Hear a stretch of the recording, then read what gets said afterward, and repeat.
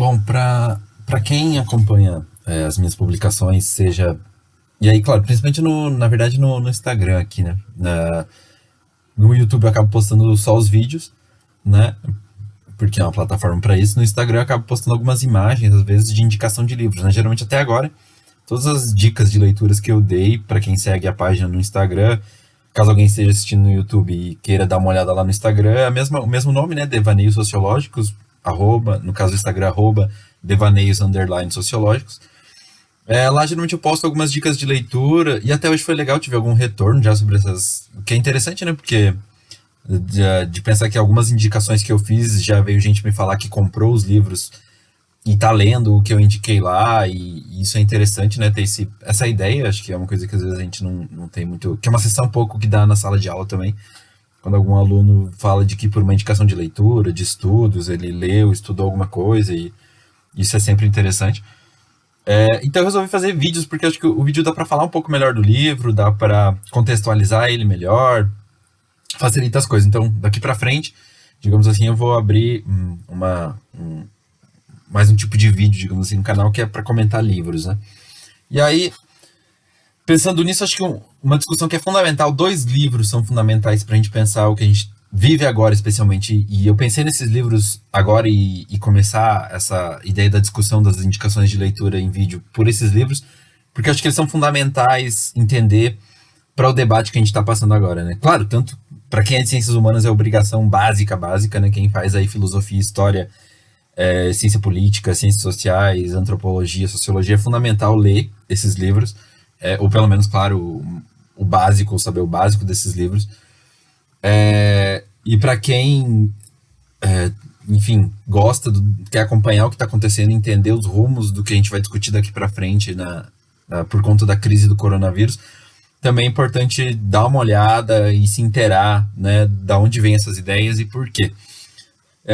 Esses livros, então, né, para acabar aí com o suspense, são dois clássicos, digamos, da área de economia política, né, como a gente costuma dizer, nas ciências sociais. Então, o primeiro deles, né, Adam Smith, A Riqueza das Nações. Então, essa é a edição que eu tenho, né, uma edição muito bonitinha, assim, a capa eu gosto bastante, né, o jeito como ele é feito. Então, Adam Smith é fundamental para quem quer entender a base do sistema que a gente vive, né, o sistema capitalista, do ponto de vista, digamos, ideológico, político, econômico. Ele é dominado pelos liberais, pelo tipo de ideia, de filosofia política, de modelo econômico dos liberais. E o considerado aí fundador do liberalismo, como a gente conhece, é o Adam Smith. Claro que depois vieram outros autores e que discutem as ideias liberais e, enfim, apontam também outros caminhos, mas a base é Adam Smith. Então, quem quer aprender mais sobre liberalismo, sobre as teorias, né, que moldam o sistema social e econômico que a gente vive hoje, precisa ler lá Adam Smith, precisa entender um pouco do que ele propôs. E aí, então, por isso que essa primeira indicação de leitura, Riqueza das Nações, é um livro fundamental para começar a entender a sociedade que a gente vive hoje, né? Porque, obviamente, e a gente tem um governo, se a gente pensar aqui no Brasil também, né? Até por conta do vazamento da semana passada da reunião lá do gabinete do presidente e tal, sobre a polêmica toda que veio a partir da interferência na Polícia Federal. No vídeo, acho que quem assistiu percebeu que é muito comum, né, o presidente falar em liberdade, até quando ele fala de armamento, né, que é uma bandeira já da campanha política dele de flexibilizar, digamos assim, ou facilitar o acesso dos brasileiros às armas. Ele justamente fala em liberdade ou coisas desse tipo, né. Então, o liberalismo, inclusive, vem da palavra liberdade, né, por isso esse termo. O liberalismo, então, no século XVIII, com Adam Smith, vem essa teoria de que o capitalismo deveria ter um livre mercado, né? Ou seja, o que seria pensar o livre mercado? Quem é o mercado, né? Às vezes a gente for pensar, claro, de um modo geral, os empresários, né? Os produtores, consumidores, comerciantes que fazem a economia girar. Então, quando a gente está falando de mercado, né, a gente está falando nesse sentido, de produtores, de comerciantes, de consumidores. Isso é pensar o mercado e, em geral, claro, as empresas maiores têm mais relevância. Até virou uma polêmica aí, esses dias, né, de uma notícia sobre salvar as empresas e as empresas maiores, menores, tem diferença, o microcrédito, o crédito maior para empresas maiores, enfim. Então, começar lendo o Adam Smith é fundamental para entender. E aí o contexto, né, o Adam Smith, século XVIII, Revolução Industrial, ele morava no Reino Unido, pensar que o mundo estava saindo, né, fazendo a transição aí da Idade Média, do feudalismo para o capitalismo, o controle econômico ainda, né, embora aí a gente já tivesse um momento de transição para a diminuição do poder, da interferência do governo sobre a vida das pessoas, a economia principalmente. Isso é uma coisa interessante que eu acho que às vezes a gente esquece de contextualizar, né? Quando eu vejo muitas falas de gente que defende o sistema liberal, é contextualizar que ele surgiu num momento justamente que o debate era esse, né? Criar um sistema que desse liberdade econômica em relação à interferência, ao mercantilismo, né? Ou seja, a interferência que os governantes, principalmente naquela época ainda os reis, rainhas, tinham em financiar e controlar a produção econômica dos seus países, né? Então, isso é importante contextualizar. A gente está saindo, então, desse controle. O Adam Smith, né, quando escreveu, estava vivendo uma sociedade, estava vivendo essa transição, saindo do controle extremo da sociedade como um todo, da vida como um todo e da economia, inclusive, da vida dos monarcas, né, dos reis e rainhas, para um modelo diferente. Não é à toa que logo depois vem a própria Inglaterra, né, já passava por revoluções, depois politicamente a mais famosa, né, Revolução Francesa. Então, que aí tá tudo acontecendo por esse período. Então é importante, acho que, ter isso em mente, assim, contextualizando o livro, né? O Adam Smith escreve nesse momento de transição e de essa preocupação de uma menor interferência, menor controle do Estado, do governo na vida das pessoas, na vida econômica, inclusive, justamente porque a gente tinha o sistema feudal ali ainda, né, existindo e ocorrendo essa transição para o capitalismo. Então isso precisa ficar claro, né? Porque às vezes se a gente tira do contexto, traz para hoje, por exemplo, a perspectiva é diferente, né? A gente já não está mais discutindo poder ou controle absoluto do rei e da rainha sobre a vida das pessoas. Isso é uma coisa que eu acho que mesmo quando a gente lê os clássicos, a gente precisa e traz as ideias deles para o presente. A gente precisa ter essa noção também, né? Porque é óbvio que hoje não dá mais para discutir como se a gente estivesse lá atrás, vivendo as monarquias absolutistas, né? Então, esse livro é importantíssimo, precisa ler, né? É o básico para qualquer um que quer entender o que é ser um liberal, o que é defender a ideia do livre mercado. Então, Adam Smith defende a ideia do livre mercado, fica famosa a ideia de que o mercado teria uma mão invisível de controle, né? Porque o governo não precisaria interferir, porque a oferta e a demanda, ou seja, aquilo que tem no mercado para ser vendido, e a demanda, aquilo que as pessoas querem, né, comprar. Então, sei lá, eu quero comprar óculos, camiseta, computador, celular e por aí vai. O que as pessoas querem comprar, para ele existir uma mão invisível que controle, que gera o equilíbrio, né? Então, entre a oferta e a demanda. Então, isso é interessante. No Adam Smith acreditava, né, os liberais até hoje acreditam que o mercado se autorregula, por isso não precisaria da interferência do Estado, não precisaria de um controle externo ao próprio mercado. Os indivíduos movidos por seus interesses, né, particulares, acabariam gerando, digamos assim, um bem global, né, um bem comunitário ao mesmo tempo, né? E isso é interessante, né? O liberalismo é uma teoria do ponto de vista filosófico, econômico, político, que parte da análise individual, né? Então tem como cerne da análise, o centro da sua análise, sempre os interesses, o pensamento, os direitos do indivíduo, das pessoas, né? Como uma unidade. Então, é um valor básico do liberalismo, por isso é importante ler esse livro, ou ter, pelo menos, né, passar um pouco por ele, para você entender o que é a base do liberalismo. E aí eu vou ler aqui um comentário, então, só para fechar essa parte dessa indicação. Então, leiam o Adam Smith, que é um trecho aqui, um comentário, na verdade, que tem no próprio livro, né, na parte de trás. A luz acho que aqui não está muito boa, né?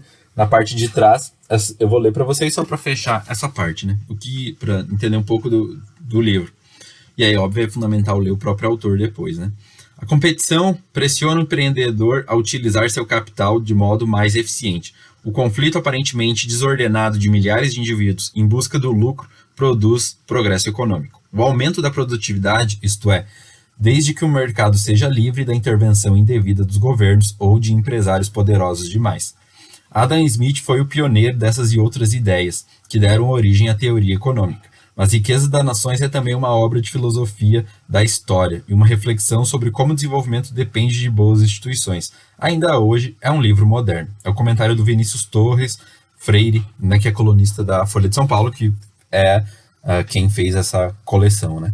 Então, que publicou, né, naquela coleção ali o livro do Adam Smith, o livro, né, do século XVIII. Então, olha só, essa é a ideia base, né, do liberalismo. Então, da ideia de livre mercado, que existiria uma mão invisível que controla a oferta e a demanda e que isso proporcionaria um equilíbrio dos preços e da economia em si, né?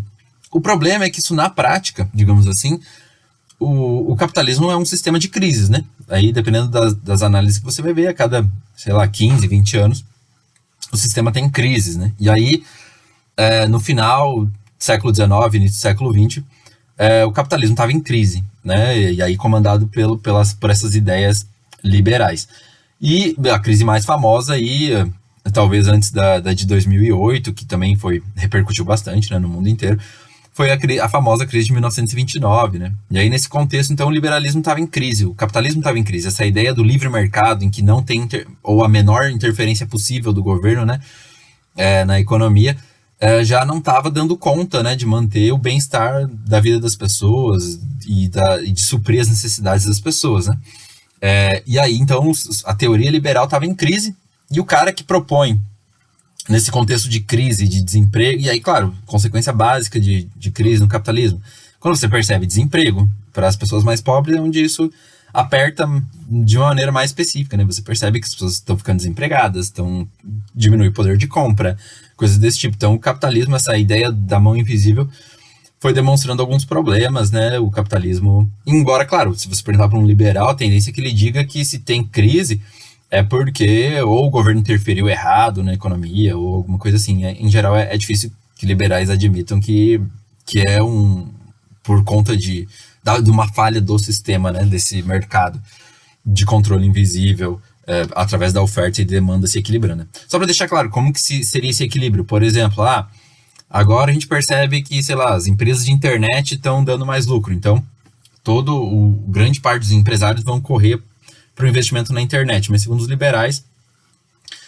então isso vai gerar um desequilíbrio temporário, mas na medida que quem for menos eficiente for quebrando, as empresas que não se adequarem a um sistema produtivo, elas vão sendo tiradas do mercado, vão ficar as mais eficientes, as que conseguem ter um melhor serviço, e aí nesse sentido vai equilibrando, né? Então, se tem mais gente correndo para um determinado produto, né? A ideia é de que, então, se você tem muita oferta e pouca demanda, o preço vai desvalorizar de alguma coisa. Agora, a ideia, então, seria sempre puxar para um equilíbrio. A oferta não poder ficar muito longe, né? Nenhum muito alto, nenhum muito baixo. Então, oferta e demanda sempre se equilibrando na economia. Seria a ideia básica desse modelo liberal dentro da economia capitalista.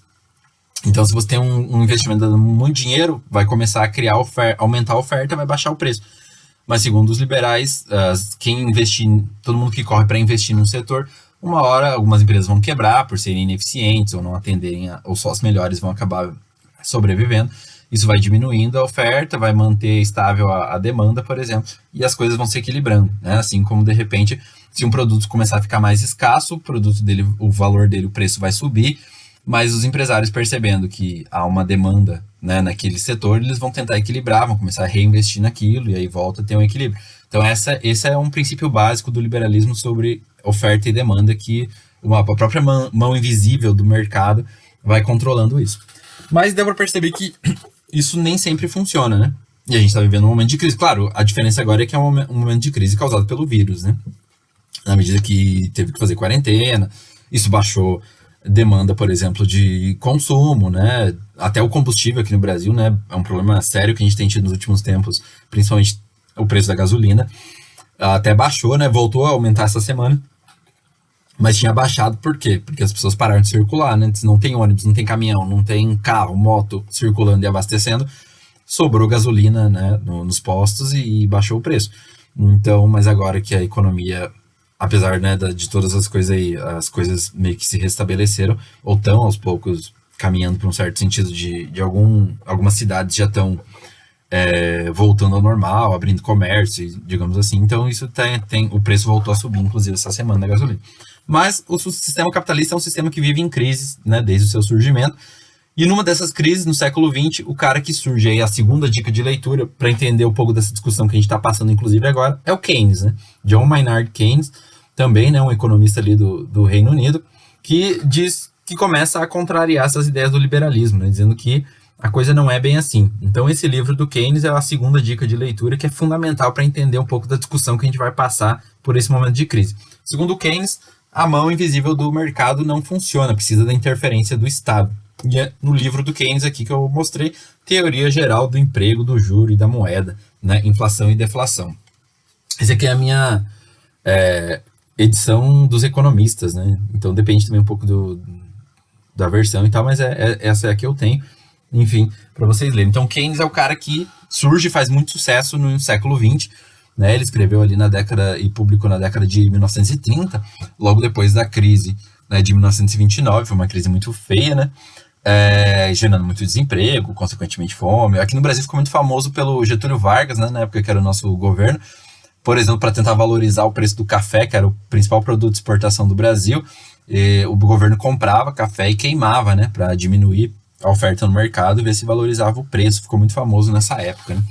Então o Keynes escreve nesse contexto de crise mundial, pela quebra da Bolsa de Valores em Nova York e a economia mundial em crise naquele momento, né, do sistema capitalista. Segundo Keynes, o capitalismo então precisa da interferência do Estado, né, porque para ele as crises têm a ver com um problema de demanda, ou seja, você precisa aumentar a demanda. No momento de crise, a demanda está baixa, quem precisaria intervir é o governo, que é justamente a discussão que a gente está passando agora, né? Para muita gente, quem deve intervir no momento de crise, garantindo a sobrevivência das pessoas, o auxílio emergencial, por exemplo, dos R$600, ou outras atitudes, quem deve agir é o Estado, ou seja, o governo, na vida das pessoas, levando o básico para elas sobreviverem, ou disponibilizando crédito, por exemplo, para as empresas, né? As empresas que estão aí paradas ou não estão conseguindo funcionar normalmente, que estão com falta de recursos por conta disso, é o Estado que deveria financiar, oferecer crédito para essas empresas, né? Então, o Keynes diz que o capitalismo tem um problema de demanda, né? As crises no capitalismo, ou seja, e quem tem condições no momento de crise, porque as empresas ou estão quebradas, ou estão sem condições de investir, ou estão com medo, né? Porque isso é interessante, né? O capitalismo é um sistema, por exemplo, que lida com expectativas. Então, se a expectativa no mercado for de baixa, as pessoas estão com a ideia de que, se eu investir agora em alguma coisa, eu posso me dar mal porque a economia não está bem, enfim. As pessoas, que mesmo quem tenha dinheiro, possivelmente vai guardar, vai fazer poupança. Então, é o que o Keynes diz, tipo, a poupança, nesse caso, ela não é benéfica, né? Porque daí não vai gerar demanda. Então, os empresários vão estar com medo de gastar por conta da crise.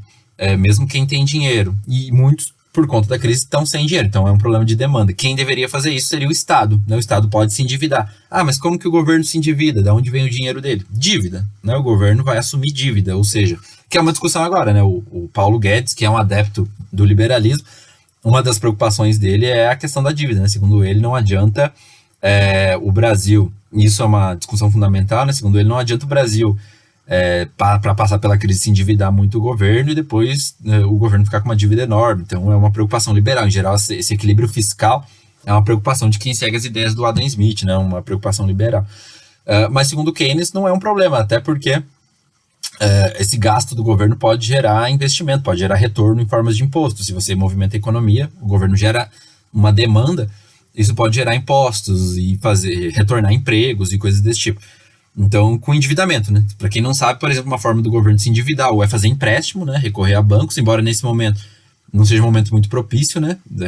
Provavelmente não é um momento em que muitos bancos vão estar aí disponibilizando crédito fácil, mas uma outra forma, o governo pode emitir títulos, né? Como a gente diz. Ou seja, seria, digamos assim, um papel. O governo emite um papel, sei lá, vamos imaginar aqui, de R$100, te dizendo que você compra esse papel por R$100 e o governo te promete, sei lá, daqui um ano ele te paga esses R$100 com juro, sei lá, uma porcentagem de juros. Daqui um ano ele vai te pagar R$120, né, considerando os juros. Então, é uma forma do governo se financiar, né, conseguir dinheiro, ou empréstimo, ou título de dívida pública, né? O governo emite um papel com valor, quem comprar dá esse dinheiro para o governo, né, ou empresta, digamos assim, e depois recebe com juros.